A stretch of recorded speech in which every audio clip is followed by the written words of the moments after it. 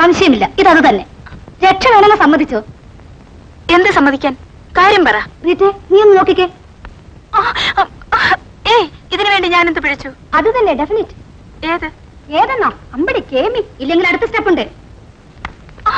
അയ്യോ, ഞാൻ പറയാം. എന്ത് വേണമെങ്കിലും ചോദിച്ചോ. സത്യം മാത്രമേ പറയാവൂ, മുഴുവൻ സത്യം പറയണം. ഒടുവിൽ നീയും കുടുങ്ങിയില്ലേ? എവിടെ?